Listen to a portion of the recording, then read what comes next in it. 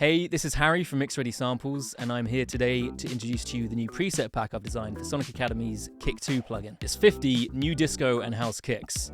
It comes with a whole bunch of transient layers, noise layers, fantastic for designing your own kicks. We will look at a few strategies as to how to do so, how to phase align things, get the front end of your kick right, and hopefully touch on a few techniques you might not have thought about before in Kick 2. So let's dive into it.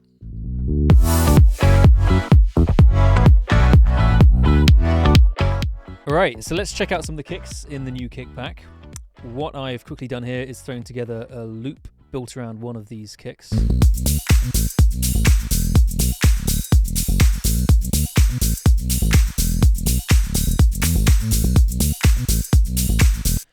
As far as what else is going on, honestly, you haven't missed much at all. All I've done is thrown in a bunch of samples I made a while back for a French house sample pack, loaded up Kick 2 and chose one of the presets. There's no mixing going on, nothing else, a bit of side chaining here and there, but that's literally it. Let's check out some of the other sounds. So we've got machine kicks, very drum machiney. Just going to mute this bass line so you can hear it better.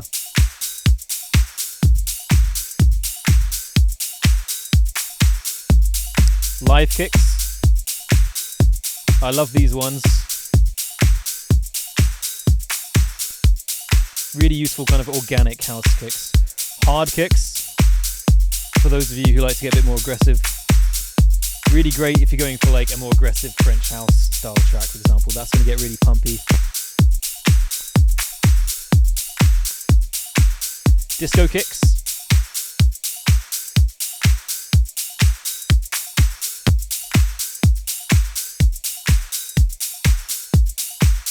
Classic kicks. Now the classic kicks, some of these are supposed to emulate pretty infamous 90s house records. For example, if I was to say the word flawless to you, maybe spell it a bit differently, I think some of you will absolutely get the reference.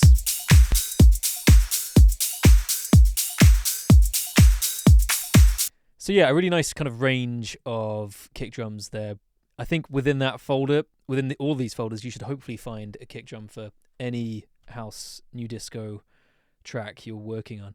And of course, the beauty of having these synthesized live instead of a sample, as they are here in Kick 2, is that we can edit all of the components of the sound to our heart's desire to make it really work within our mix. Now, I could start doing that now with one of these, but I think what's even more useful is if we start one from scratch and talk about what we're doing, how we bring all the layers together, thinking and being cautious about phase alignment, and using a few tricks here that I haven't seen anyone else using in Kick 2, but they're actually pretty useful. So let's initialize this. I've got this initial patch which just basically empties out everything. There's no clicks, there's no pitch, there's no amp.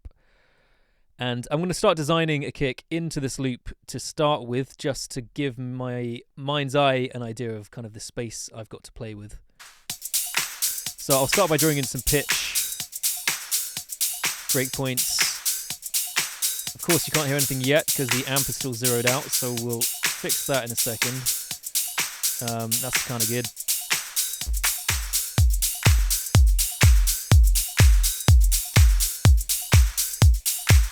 First tip I can add, hopefully to your workflow, I like to add an extra breakpoint at the bottom here.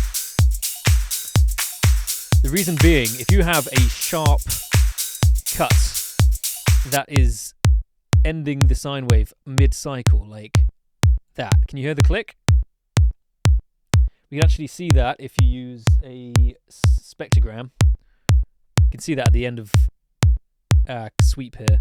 That click, you don't want to be hearing that in your mix. It's just unnecessary distortion. It's just going to really obviously sound terrible. So by using an extra breakpoint like this, we have the ability to gently fade out of our sine wave right at the end. You do need to be careful where these breakpoints join. If you have a sharp edge, even like that, there's still, you can see it there, it's introducing a bit of distortion, which we won't want. So you have to be very careful where these breakpoints are meeting to make sure they're nice and smooth.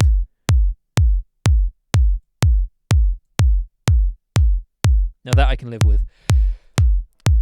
Something else I like to do a lot, I'm not a big fan of the synthetic click that you get from synthesizing kick drums using the sine wave. So I often will actually fade that out completely. You can see there's some kind of scaling involved in Kick 2, which is pretty useful. It means you can really focus on putting detail in at the front end of your kick.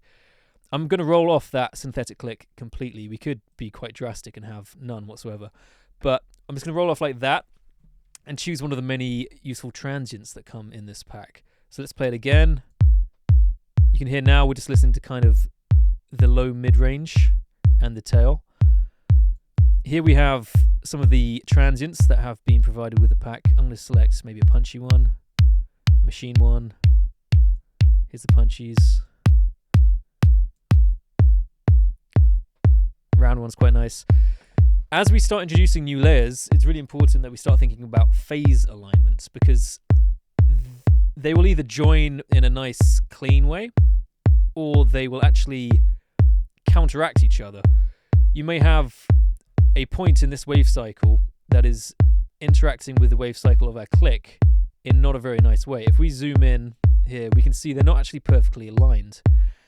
And if you want this to sound like one cohesive, punchy kick that's going to hit your compressors, your transient shapers, whatever you're doing further down the line in the most useful way, you want these connected cleanly. Now, how can we do that? We can either flip the phases, which is kind of useful, but sometimes you'll find it's actually not going to completely sort things out. You might find they're 90 degrees out of phase. We talk about phase in terms of degrees, from 0 to 360 degrees. And this 180 flip, for example, in this situation, is not going to help us. So how can we fix that? Well, I've got a trick which might be quite useful. Since we are now using the amp to fade out that click from the synthetic sub-layer completely, whatever's going on in this stage here, in the sweep, you can't really hear. It's not really going to make much of a difference what we do to this. However, it will make a huge difference because at this point, the sine wave is oscillating so high up. A slight movement here will completely change where in the phase cycle it's connecting with your click. So let's have a go at that now. If I zoom back in, move that over. If I gently move this, look at that. You see how we have complete control now of where that sub oscillator is going to connect with our click transient. Yeah. Now you can hear there, 180 degrees out of phase. One's going up, the other one's going down. It sounds a bit hollow and a bit terrible. Here it sounds way more cohesive. You've got a cleaner kind of front end to your kick, and that I find to be very important. Let's listen to the difference in the mix. The transient more or less disappears. Here it's got that nice pop. Now it's a little bit too long for me, this kick, so I'm just going to shorten it out using this slider here. I think I want more of a knock to that mid-range, so I'm going to bring this up a bit.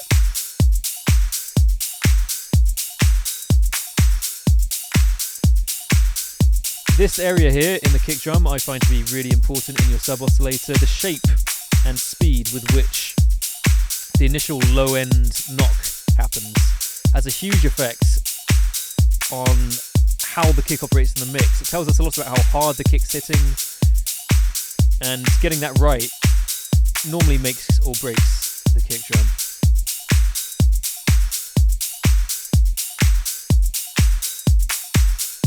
Now, of course, when we start changing the speeds at which your sub-oscillator is moving along its sweep, it will also change where that final point is in your amp envelope, and so you might actually bring that click back in if you're not careful. I can hear a little bit of it there. So we can either, move our breakpoints in the amp envelope again, much better, or we can mess around slightly with this to try and make it kind of cleaner, but that's fine for now. Let's try it with a bass line.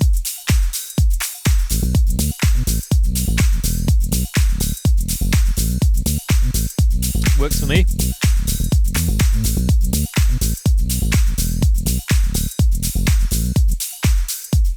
I've also got this kind of filter chop layer, which is, I think, out of tune at the moment. But again, quite useful for auditioning too.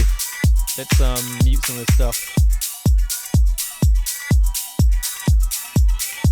So we can see we've still got a bit of headroom to play with in our kick. Now I love this drive knob here. It really sounds great the way it kind of slightly soft clips.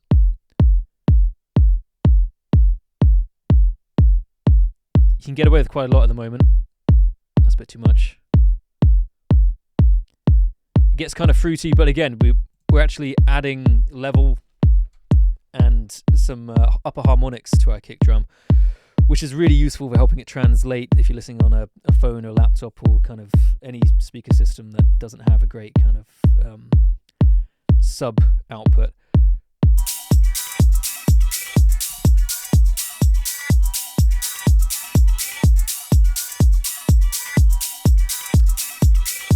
Another way I like to get a bit more level out of the kick is using the limiter. Now the limiter in Kick 2 is quite interesting. I found playing with these release and look ahead times can have a huge effect on the quality of the limiting and how hard you can push it. I'll demonstrate here. So at the moment there's no limiting going on at all because we're still coming in under the threshold. If I bring it down, now already I can hear some pretty ugly distortion going on, right? The kind of buzz. Let's change the release time from fast to slow.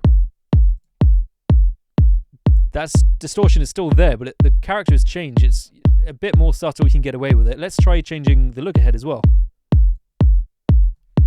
No more distortion, it's gone. Using the look ahead asks the limiter to literally look ahead of the waveform that's being run into it and essentially helps it prevent distortion. Same with using a slower release time. If you're using a really fast release time, it's going to try and clamp down on this sine wave faster than the actual sine wave is oscillating and introduce distortion that way. So I highly recommend playing with these settings as well if you start using the limiter, because you can really change the character of your kick drum just by using that and squashing it. Let's see if we can squash it further. Yeah, we can absolutely flatline it. In fact, get some kind of quite nice gabba distortion out of it. Not what we want for this. Let's try the different release, maybe a medium. That still works. Fast, we have the distortion again. Interestingly, the high look ahead is now bringing distortion back in. Medium isn't. None is.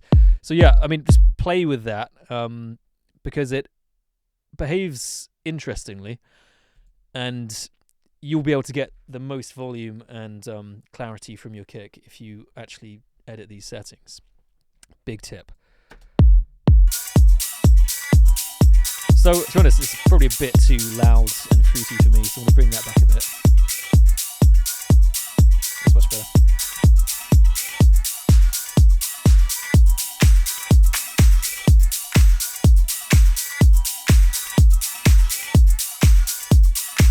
So we have a phaser line transient, we have a nice sub layer, it's all sounding pretty good, it's nice and loud, we've driven it a bit, added some limiting.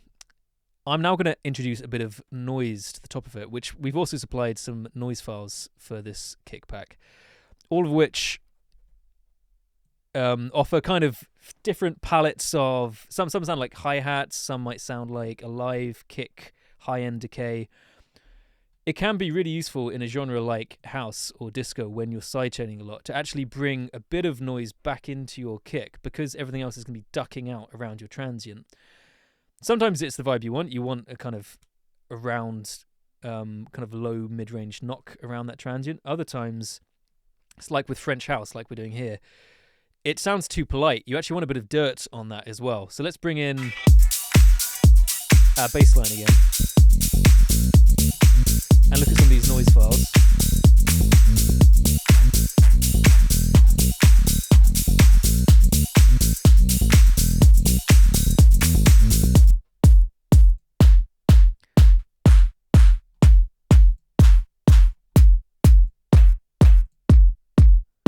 that's kind of cool. This one's got a kind of a vinyl-y, clicky sound to it, which might work well for this. Let's bring it down a bit. Maybe use one of the filters.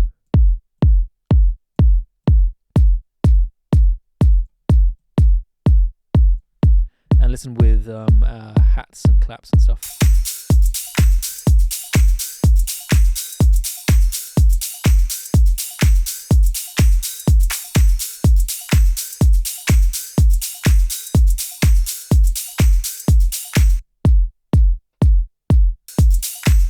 Cool.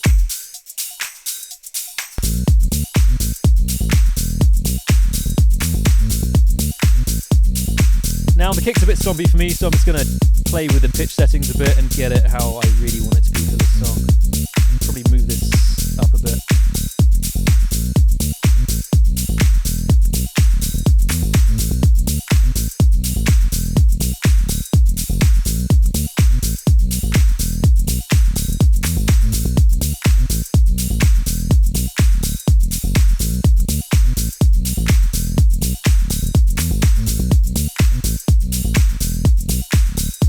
Actually, it's just tightening the amp envelope has helped us a lot. It's really allowed the rest of the mix to breathe. More space for that bass line.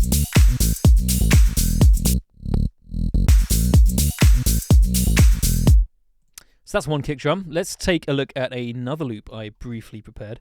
This is less of a house, more of a disco type sound.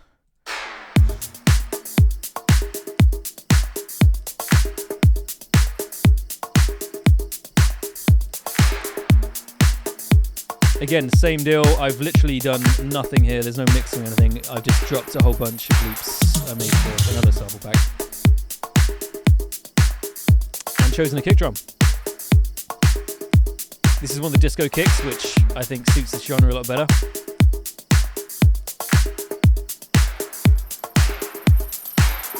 Let's scan through some of these.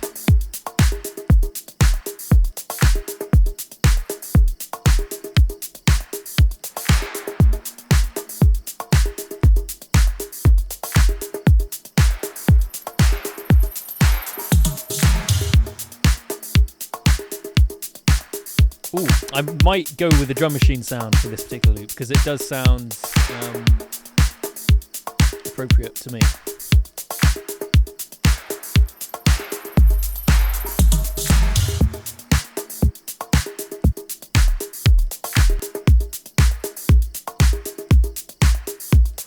Let's mute the claps and snares and stuff again.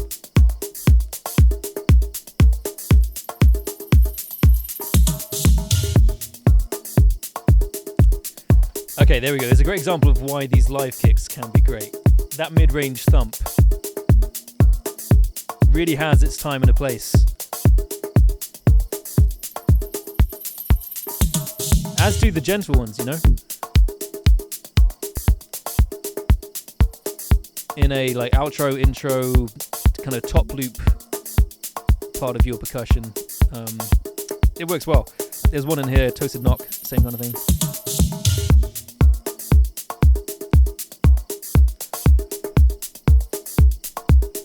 Let's mute those crickets, we don't need those.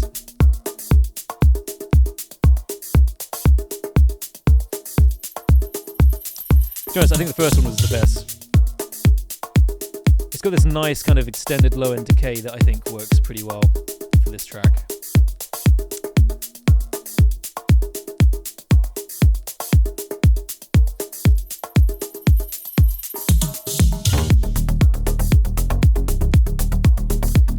Got a bass line going.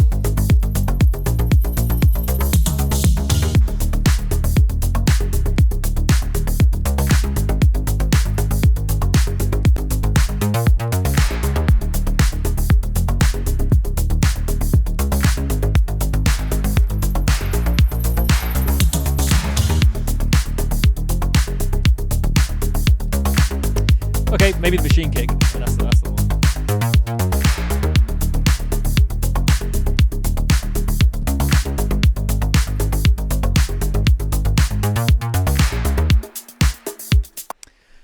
So that's kick drums in kick 2. As you can see, there's quite a nice selection of kick drums, which should hopefully be appropriate for more or less any occasion.